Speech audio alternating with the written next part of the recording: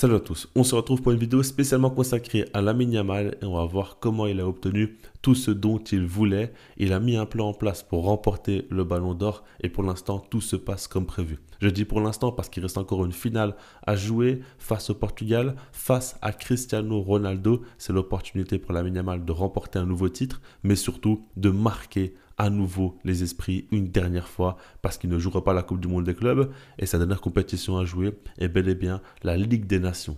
Maintenant, moi ce qui m'intéresse ici, et peut-être c'est une chose dont on ne se rend pas forcément compte, c'est que Lamine Yamal est en train de révolutionner la communication dans le football. Ce qu'il est en train de réaliser, ça n'avait jamais été fait et il ne cesse de continuer et de progresser dans ce domaine-là. Ce qu'il faut se dire dans un premier temps, c'est que Lamine Yamal est dans la course du Ballon d'Or. Il est en concurrence avec Ousmane Dembélé. On sait que c'est serré. D'un côté, Dembélé a remporté la Ligue des Champions. De l'autre côté, Lamine Yamal est le joueur qui a le plus marqué les esprits et a été le meilleur d'un point de vue individuel. Par rapport à ça, si on rentre plus dans le détail, on sait que, encore une fois, Lamine Yamal ne jouera pas la Coupe du Monde des clubs. Il n'a plus rien à jouer avec le Barça.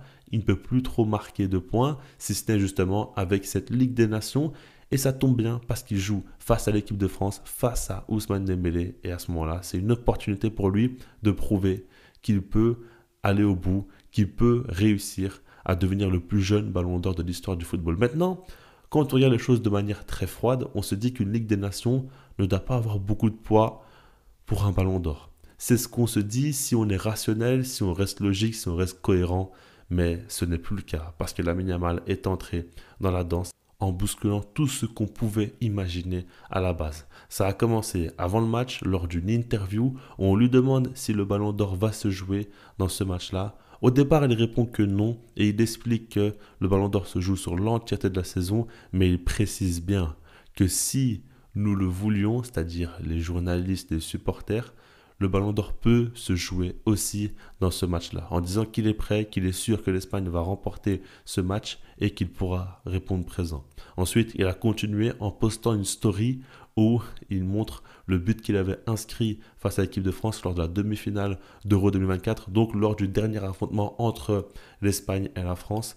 Et là, il fait comprendre sur les réseaux qu'il veut réaliser un grand match. Il a fait comprendre dans les médias aussi qu'il est prêt à jouer aussi une grande partition. Si le ballon d'or est en jeu, il fait des sous-entendus et déjà à ce niveau-là, il rentre dans la tête des gens. Ce qu'il faut se dire, c'est que si Lamine Yamal se rate après avoir dit tout cela, après avoir fait tout cela, il va se faire attaquer.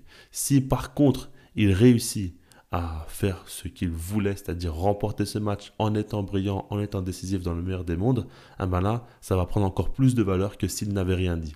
Parce qu'il a créé beaucoup de hype et beaucoup d'attentes. À la base, on se disait que la Ligue des Nations n'est pas une compétition importante et qu'elle n'allait pas forcément être suivie. Dites-vous bien tout de même que les Parisiens ont remporté la Ligue des Champions seulement quelques jours auparavant. On parle de samedi à mercredi.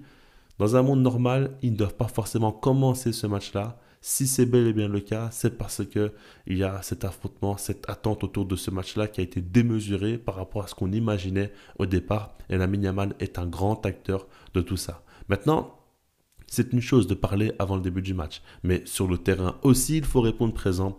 Et là, Lamine Yamal n'a aucune difficulté avec ça. Lors du match, il a été hyper performant, il a été élu homme du match, mais il faut regarder comment. Déjà, dans un premier temps, il provoque un penalty, mais il va surtout réussir à obtenir ce penalty et pouvoir le tirer. Ça, déjà, ça montre bien aussi que ses coéquipiers veulent qu'il brille, veulent qu'il puisse marquer. Et ça change beaucoup de choses, évidemment. Il peut tirer ce penalty.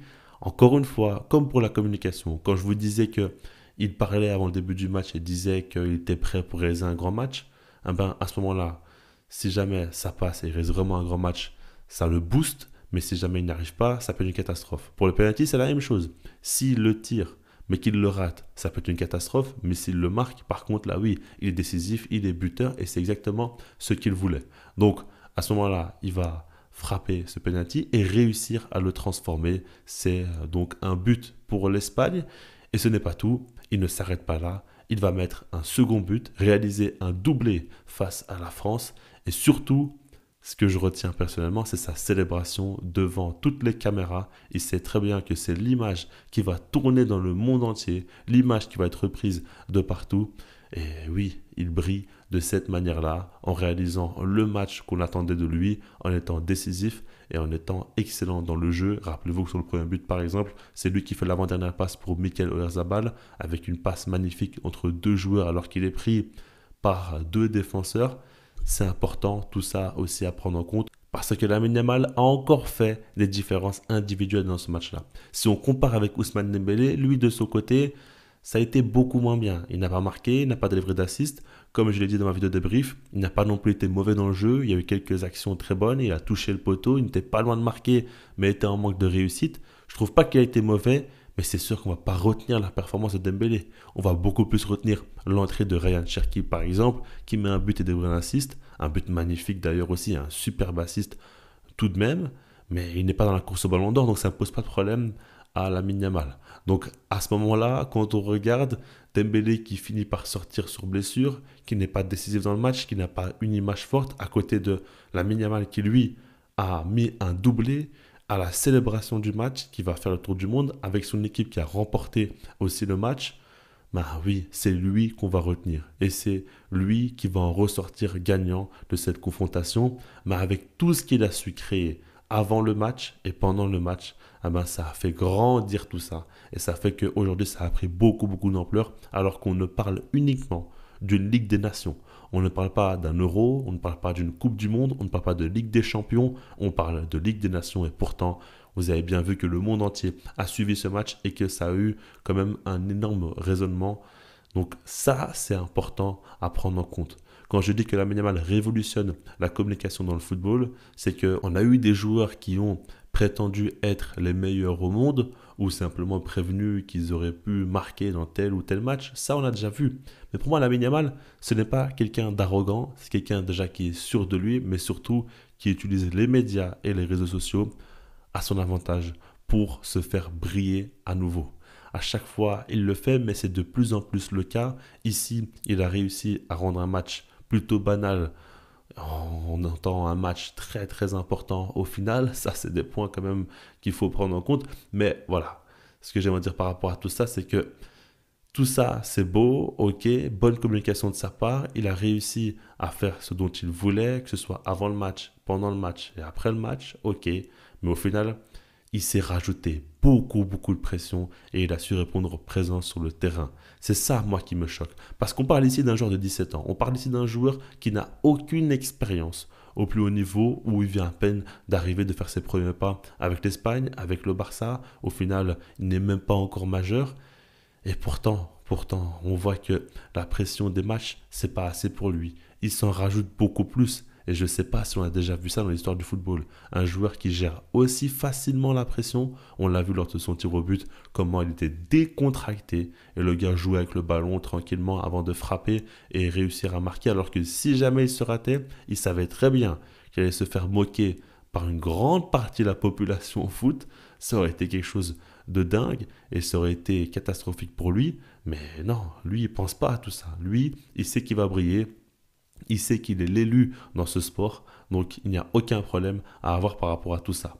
Donc quand on couple tout ça, gestion de pression, communication, déjà c'est des points dingues qui font que son ampleur est très haute. Le côté marketing, le côté starification du joueur prend vraiment une ampleur dingue. Aujourd'hui, on le voit, ces contrats vont être de plus en plus énormes et il faudra que les clubs arrivent à suivre. Je ne sais pas s'ils vont le faire. Il faudra aussi qu'ils restent concentrés sur le football et qu'ils veuillent toujours continuer à marquer des buts, continuer à être important pour son club comme pour sa sélection, parce qu'au bout d'un moment, les chiffres hors foot vont dépasser les chiffres dans le foot. C'est aussi simple que ça. Au final, quand on regarde, c'est peut-être l'un des joueurs qui a le plus grand potentiel pour devenir une vraie star mondiale, selon moi. Mais ça, on l'a dit, ça, on le sait maintenant sur le terrain encore une fois. Comment c'est possible qu'à chaque fois qu'il y a des grands matchs comme ça aussi importants, ils répondent présent? Ouais, c'est dingue. Et je pense que là, aujourd'hui, d'un point de vue intrinsèque, qualité du joueur, si on sort des critères du ballon d'or ou quoi que ce soit, Lamine Yamal est le meilleur joueur au monde. Et je pense qu'on a rarement vu un tel écart entre un joueur et les autres. On a vu Lionel Messi, alors certains sont plus pour Ronaldo ou quoi, ok. Il y a eu des périodes où Ronaldo a été supérieur. Il y a eu des grandes périodes où Messi a été aussi évidemment supérieur. Par rapport à tout ça, c'est une période assez spéciale parce qu'il y a surtout une rivalité entre les deux. Je pense que là, Lamine Yamal, pour l'instant, il n'a pas vraiment de concurrence avec un joueur qui fait autant de bruit que lui, mais un joueur qui est aussi régulier que lui au plus haut niveau, qui est aussi performant que lui. Il faut chercher, et oui, il y a des grands joueurs. Dembélé, par exemple, je ne veux pas le dénigrer, il a réalisé une grande saison. Maintenant, c'est le travail d'un collectif, le Paris Saint-Germain, et Dembélé a été très fort dans ce système-là avec un rôle précis, et il a su faire de grandes performances. Désiré Doué aussi. Voilà, il n'y a pas de souci, Rafinha a réalisé une grande saison, il y a plein de joueurs. Mais Lamine Yamal est en train de prendre une dimension phénoménale, et je me demande jusqu'où il va monter et jusqu'où ça va aller, parce que là, c'est plus entendable.